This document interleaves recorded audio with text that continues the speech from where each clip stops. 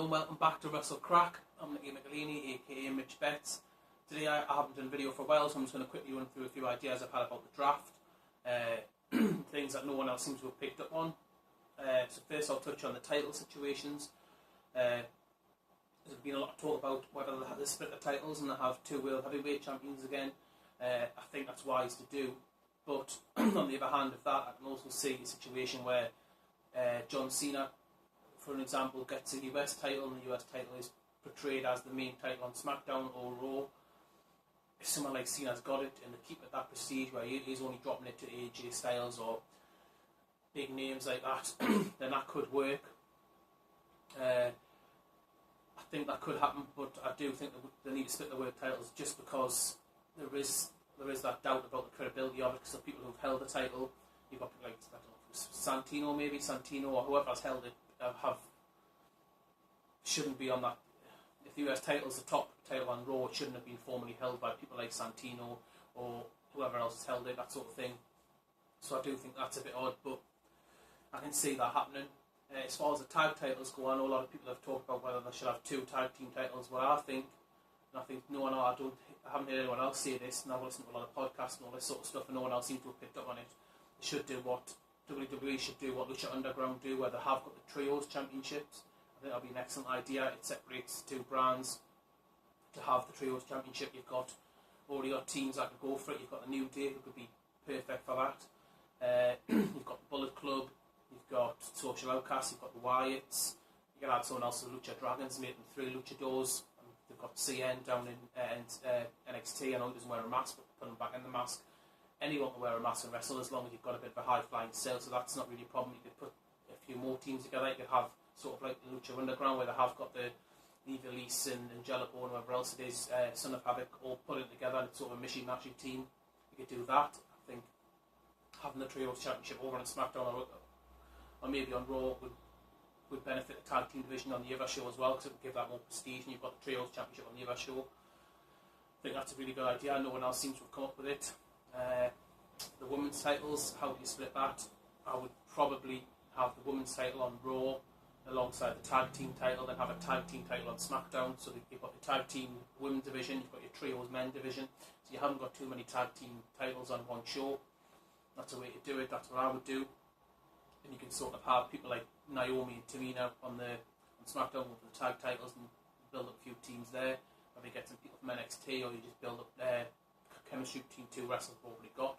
I don't know, but I think even if you are going to split the women up, you need to put more talent on the show, because I think they've only got about 6-7 divas. That's not enough for 2 divisions.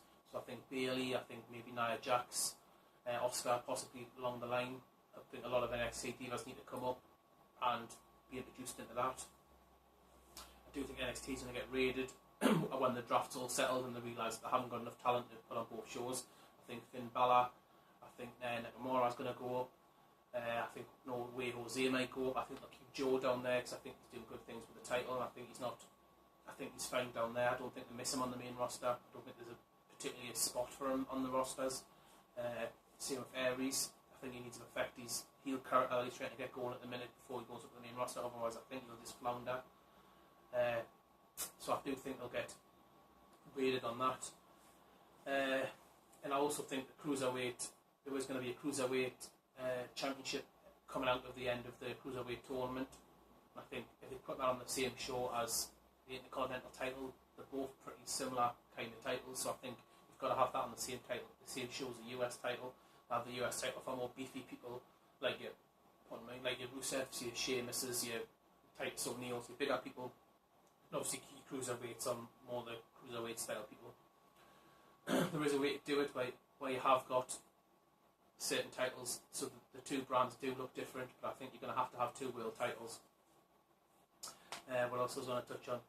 And I've heard a lot of people's podcasts and stuff like that. Everyone talking about WrestleMania, about Money in the Bank and how they're selling it as WrestleMania and why are they doing that, and they're just trying to get more buys out of it and all this crap. It's clear what they're trying to do. No one else seems to have picked up on it as usual, but I think what they're doing, they're promoting Money in the Bank as a WrestleMania type event, so they can put it in the same category as SummerSlam, Rumble and Mania as one of the big 4 or the big 5, because going forward they are going to have Money in the Bank as a joint brand pay-per-view, because you've got the Money in the Bank ladder match, you're going to have a SmackDown one and a Raw one, so you've got to have that as a joint pay-per-view. That's why they're building up like that. Pretty simple. Once it clicks in your head that you think, oh, that's what they're doing. At first I just thought it was a bit of a strange build to it, but I've realised that's what it must be. Because you can't just have the Money in the Bank match on Raw and not on SmackDown. You need it on both shows to give it that quality throughout the two shows. That's pretty much it for the draft sort of thing. I just want to touch on John Cena's new t-shirt. I know there was a big kerfuffle with his t-shirt not getting released, and he's come out with this t-shirt he's got now. I thought the t-shirt he's got now is one that had been withdrawn, because I don't know the brand of the other t-shirt. And the t-shirt that he's got now, for me, looks like it's got Hitler on. Have a close look next time we watch him Raw. It looks like he's got a little black tash there, and the character's doing that. Completely off topic, but I just thought I'd bring that up. Another reason why I haven't done a video for a while, as I've been very busy at the minute anyway, but on top of that, I really like how the new era's going. Obviously Raw's a bit of a drag, but the characters are building up in it. I like Kevin Owens as a show stealer every week, Jericho as a show stealer, Enzo and Cars upgrade. There's so many good things going on. I haven't really got, usually it's a writing thing, oh, I hated that, and take notes when I was watching the show type of thing, but now it seems just enjoy most of the segments, so I don't really have that much to say on stuff, so that's why I haven't done a video for a while.